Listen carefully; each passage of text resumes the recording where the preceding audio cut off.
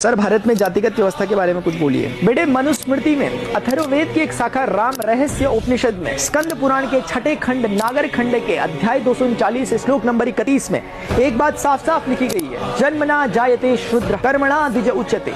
प्रत्येक व्यक्ति जन्म से शूद्र है, लेकिन अपने कर्म और कौशल के आधार पर वो ब्राह्मण, क्षत्रिय, वैश्य और शूद्र इन वर्णों को प्राप्त करता है। लेकिन भारत में इस प्रकार की वर्ण व्यवस्था को हटा करके जातिगत व्यवस्था लाने का पूरा श्रेय हमें अंग्रेजों को देना चाहिए। एक अंग्रेज अधिकारी हर्बर्ट रीसले ने भारतीयों को 2378 जातियों में वर्गीकृत करके भारतीय वर्ण व्यवस्था को ध्वस्त करने की पूरी कोशिश की। आपको जानकर हैरानी होनी चाहिए कि इंग्लैंड का पहला फॉर्मल स्कूल 1811 में खुला।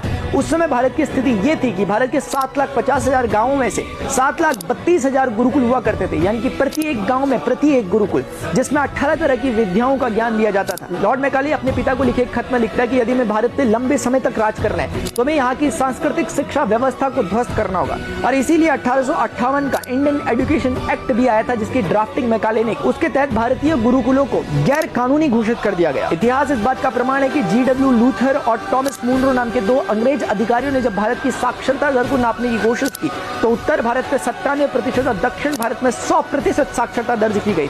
माना कि हम आज आजाद हो चुके हैं, लेकिन 1811 में 7,32,000 गुरुकुल रखने वाला यह देश आज केवल 4,000 गुरुकुल पर सीमित हो चुका है। अंग्रेज चले गए, लेकिन सर, भारत में जातिगत व्यवस्था के बारे में कुछ बोलिए। बेटे, मनुस्मृति में अथर्ववेद की एक शाखा राम रहस्य